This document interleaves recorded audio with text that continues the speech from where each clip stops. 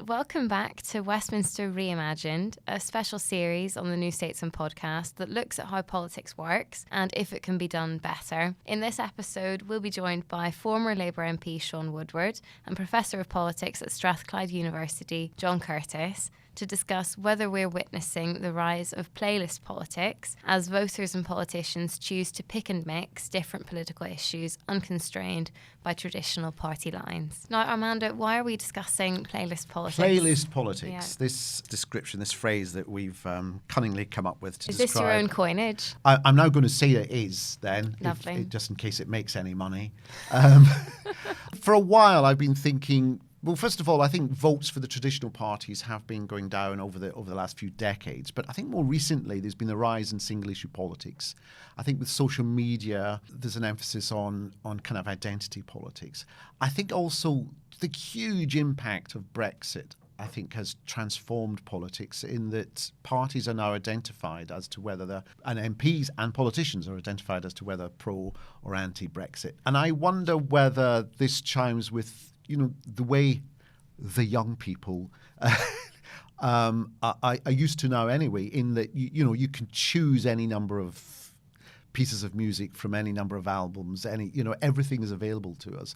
And I wonder whether that's also signifying a change in how people think about politics and whether, rather than identifying with one single party, irrespective of the policies that party has, there's now a tendency to kind of go out and look and identify with individual issues. Yeah, and especially, I suppose, at the moment, the way Labour and the Conservatives, they don't necessarily campaign on the traditional, the social campaigning versus the economic positions don't always match up. But it'd be interesting to hear from our guests. That's right. And also, single parties now are actually no longer broad churches, but are a kind of a conglomeration of disparate groups. You've got Momentum, you've got the European Research Group in the Conservative. So it's the cracks are beginning to be shown within individual parties as well. So we've got a great panel to discuss that today. Professor John Curtice and Shaun Woodward will be helping us to get to the bottom of it and even imagine how things could be different. So to tell you a bit more about them, John Curtice, you probably know him from election broadcasts. He is a professor of politics at Strathclyde University and a senior research fellow for the National Centre for Social Research. He's particularly well known for his work on elections and has a keen interest in social attitudes and voting behaviours of the British public. He's a president of the British Polling Council, the trade body that represents polling companies and creates the rules under which they operate. And he's part of the team responsible for the broadcaster's exit poll on election night. And we're also joined by Shaun Woodward, former Labour MP who defected from the Conservative Party after he was sacked from the front bench in 1999 for supporting the repeal of Section 28, a series of laws limiting how homosexuality could be talked about in schools. He held many roles in the Labour Party, including Northern Ireland Secretary in 2007 under Gordon Brown. And he stood down from Parliament in 2015 and now chairs the LGBT human rights charity Human Dignity Trust. So welcome along. Thank you. John, am I right? Support for main political parties has been steadily declining over the decades. Are we getting a more fragmented electorate or a more fickle electorate? Oh, there's an awful lot to unpack in what Yes, I know. Well, let me start off with developing your analogy. I think the picture you're trying to paint for us is a world in which it's not just simply a case of me wanting to use the shuffle button as I play a particular piece of music. Let's just start with an apparent contrast in what you said. You talked a lot about the rise of issue politics. Well, the truth is, political science has been arguing about that since about the 1970s. And one of the reasons why, at least originally, that debate took off was not because of the rise of identity politics, but because of the decline of identity politics. That is, the decline in the proportion of people who feel that, who just say that I am Labour or I am Conservative or whatever, and that as a result they are less willing, they're less likely to be loyal to a particular political party, and they're more likely to be influenced by the issues of the day, etc., etc. Now, as you said, actually, we are in a world where at the moment we seem to have rediscovered identity politics. having in some respects worried a great deal about the decline of identity politics. Now there's a great deal of angst about the revival of identity politics. But of course, the identity politics is of a different kind. The identity politics of the 1960s was not just simply tied up with political parties, but it was also tied up with people's sense of identity with a social class. So people said, not just I'm Labour, but they said I'm working class and therefore I am Labour, or I am middle class and therefore I back the Conservatives. Now, those class identities, actually, research evidence is still pretty much with us, but the identification of the parties with social classes, particularly one of the consequences of New Labour, by the way, has very substantially weakened. So that's point one. But the identity politics we now have is an identity politics that has been stimulated, but arguably not originating in Brexit. Because what Brexit did was make much more prominent in our politics something that was always there, but was always second fiddle to the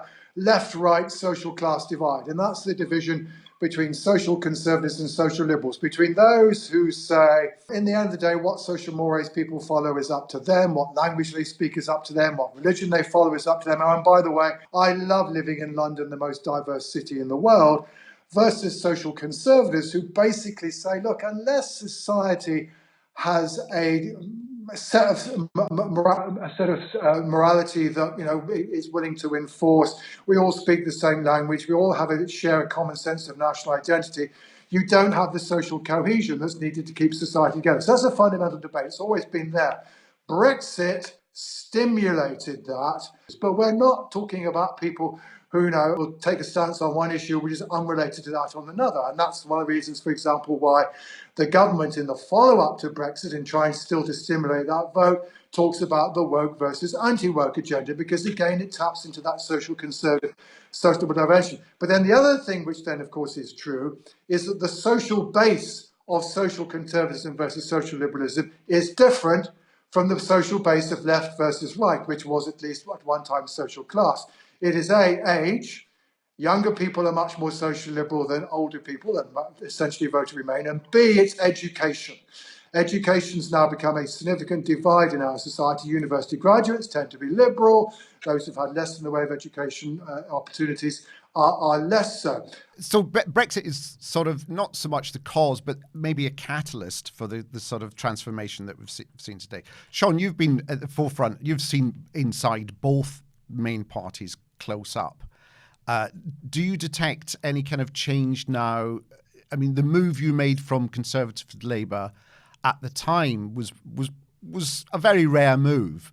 Do you sort of feel that kind of shift from one party to another is much more commonplace now?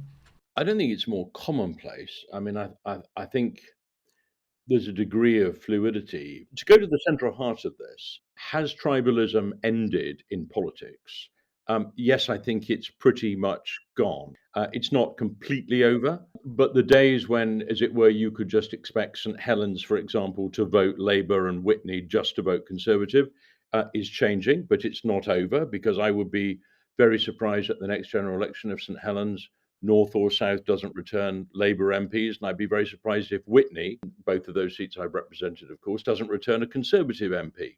Is it just about tribalism? No, I don't think it is. And I think some very interesting things are also happening, but again, context.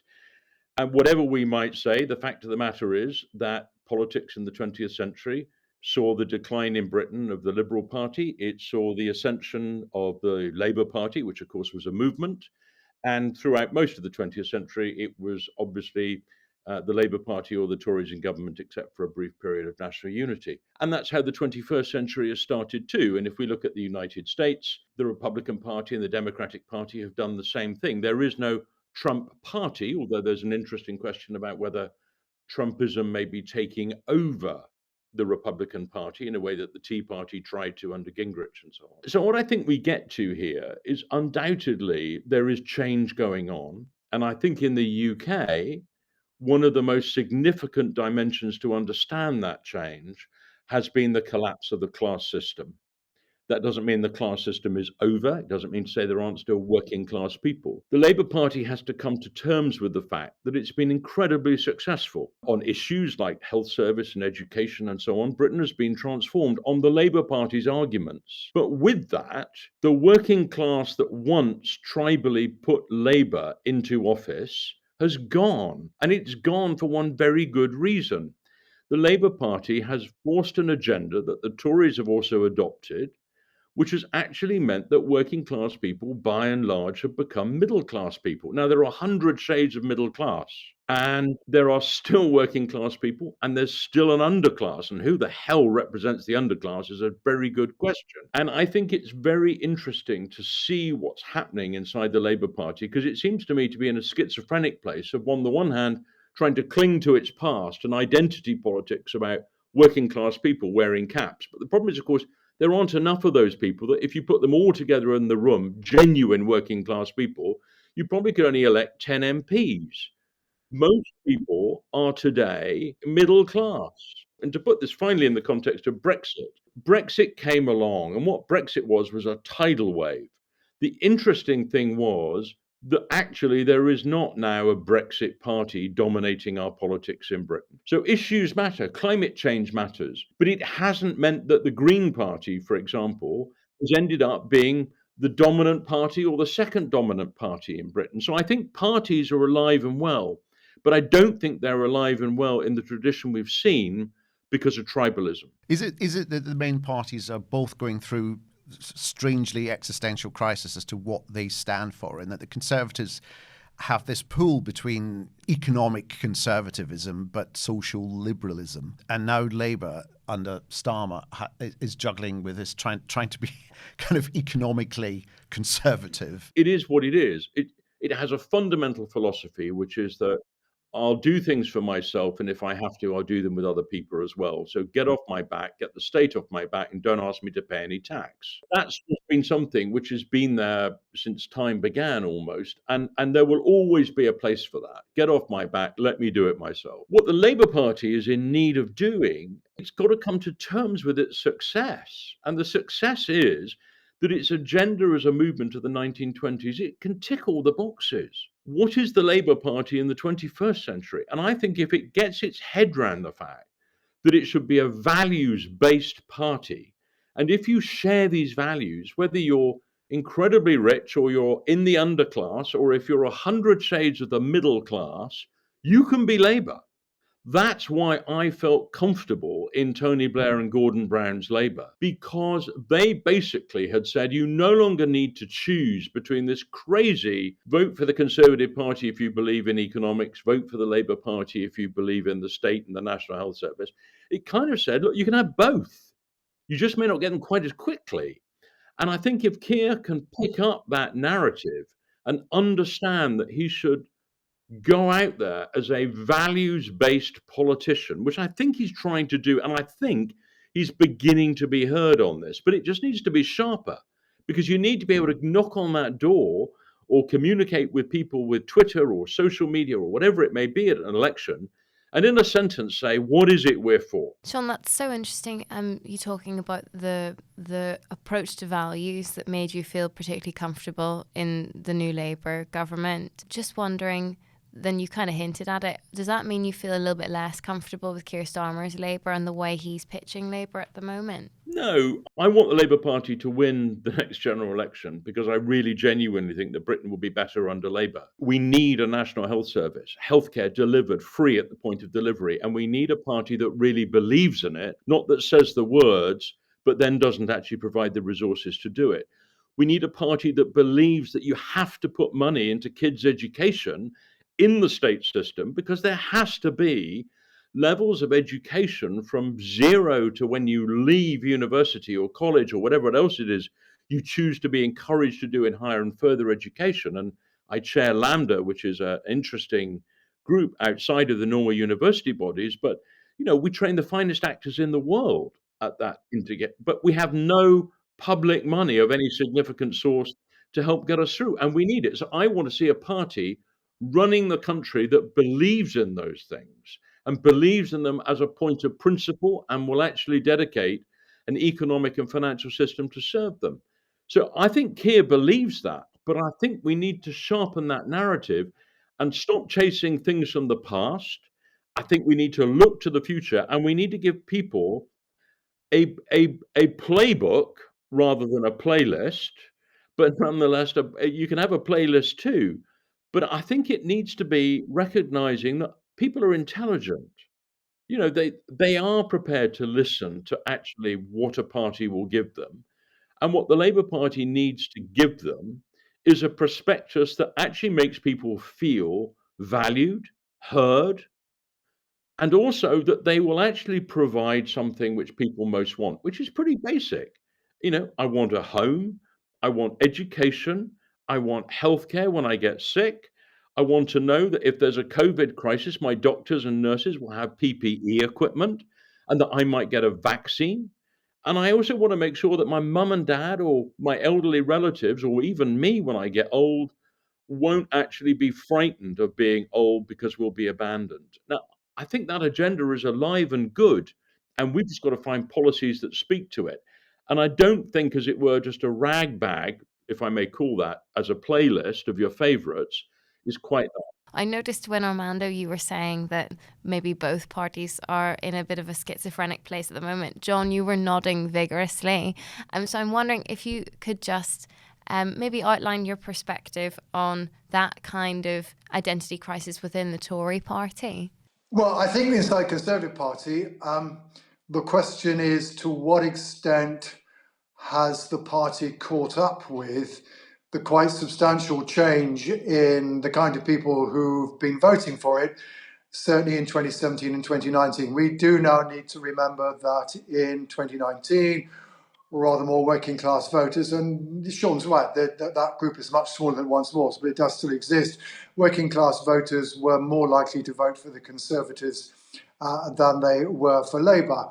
They've got to catch up with the fact that, of course, while for some of those in the Leave movement at elite level, it was about deregulation and about creating Singapore upon Thames, most of the people who were voting Leave were actually, to some degree, cocking a snook at free market capitalism and were actually looking for protectionism. Protection, of course, in ways of immigration, but also arguably also protection from the ravages of capitalism that have been evident since the financial crash. Now, the Prime Minister seems to be relatively comfortable with his new electorate and certainly seems to be quite willing to continue to try to press the buttons that might manage to keep that electoral coalition together. The question, however, is whether or not those around him are of the same mind. And you can certainly see at the moment, now we've got into the post-COVID phase, we can see certainly seemingly a tension between the Prime Minister and the Chancellor. The Prime Minister, as it were, still being the champion of Leave and still demonstrating those instincts, but a Chancellor who seems to be much more of an economic and fiscal conservative, much more Thatcherite. And the interesting question is whether not, therefore, actually whether Tory MPs, in wanting to go for seemingly for a relatively smaller state, are still, as a result, going to be able to keep their hands on that Leave electorate, some of which at least is certainly not on the right on economic issues. So I think the Labour Party's definitely had an existential crisis. So the Labour Party is now the party of middle-class social liberal graduates. That's where it's successful. Many of them, of course, first-generation middle class. But the Labour Party is deeply, deeply uncomfortable with that electorate. And although Shaun has laid out a vision, to be honest, Shaun, I think your vision is still very much one of saying Labour Party is in favour of a bigger state than the Conservatives, and that to that extent at least it's actually going back to a fairly traditional politics. Labour Party isn't willing to say, for example, even that perhaps we should be rethinking the trade and cooperation agreement, let alone rejoining Brexit, even though it's quite clear the vast bulk of its membership and the majority of people who vote for it are certainly very much in that position. So Labour definitely have been going through an existential crisis. They want to reconnect with their working class electorate. They're focusing, of course, on the working class electorate in the north of England and the Midlands as they perceive it. In so doing, of course, somewhat ignoring the fact that north of the border, which we've not talked about, politics has definitely fragmented and identity certainly matters. In the wake of which Labour's electoral base amongst both middle class and working class voters has been pretty much destroyed. But of course, the very tactics that are designed to try to appeal to Leave voters in the so-called red wall seats are probably the opposite tactics that are required to reconnect with the electorate in Scotland. So Labour very definitely caught in both, as it were, an existential bind between what it is and what it would like to be, and also in terms of the strategic choices that it faces. But the Conservatives also, arguably at elite level, have not fully cottoned onto the character of the electorate that brought them that victory in 2019. It's a slight mirror of what's going on in America, isn't it? And the Democrats are now the party of the liberal middle class. Yeah. Educated, and the Republicans driven by the personality of an individual at the moment. Well, it's more than that. I mean, the truth is, even before Trump, the United States, when I was an undergraduate in the 1970s, you wrote that in the United Kingdom had a very strong social cleavage based on social class, and in America, actually, it was playlist politics. That the divisions between the parties weren't that sharp. Politicians often cooperated with each other across party lines, etc., etc. Well, that's certainly not true of the States, because essentially in the States, religion's become a fundamental division in its politics, its identity politics, which is being played out very similarly to here, whereby the party that was once, as it were, the party of more working class voters, Democrats, has now become the party of social liberals, and the Republicans, which used to be the party of conservatives, economic conservatives, is now the party of social conservatives. It's a very, very similar division. Of course, the interesting thing about both the UK and the USA is the way in which a different cleavage has still become articulated through our traditional two-party system.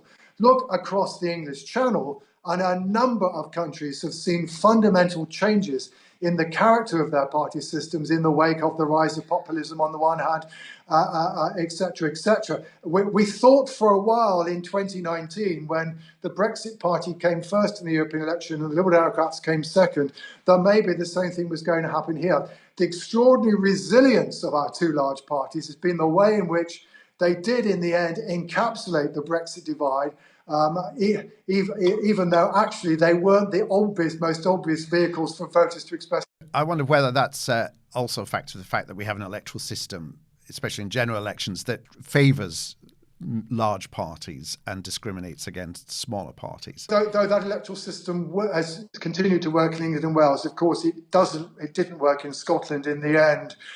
First past the post has helped to destroy the old two-party system in Scotland, because once the SNP became dominant, they came walkers anyway. And I think the other thing one should say, the other thing that's happened to British politics during the course of the last 50 years is that, frankly, it's died. We don't have British politics anymore.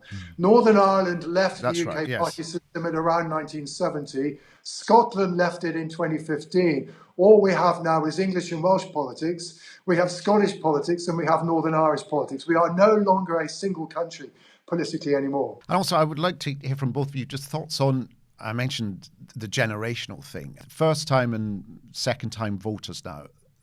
Again, maybe this is very unscientific, but my feeling is that they are a little bit more prone to be drawn towards some of the smaller parties or single issue parties. What's your perception in terms of how loyal the younger generation are to the main parties? You may remember back in the late 1960s, Peter Pulitzer, the then Glaston Professor of Government at Oxford, came up with this famous aphorism: class is the basis of British politics, all else is embellishment in detail. Well, actually now, delete social class, insert age. Age is now by far and away the biggest demographic division in our politics. As we've already said, it was associated with how people vote in the referendum. It's also very, very strongly associated with how people vote. It was already becoming apparent in 2015, and by 2019, you're talking an enormous difference. And that, of course, does raise a fundamental question about the future of the Conservative Party, which is that unless in the not too distant future, it starts to persuade younger people to vote for it, it is literally going to die on its feet. And that while things at the moment look extremely difficult for the Labour Party, go ahead 20 years and frankly, things look much better. Now, of course, it has to be said, what's also true, the same is true of attitudes towards the Union north of the border. The relationship between age and people's attitudes towards the constitutional question has also sharpened in recent years.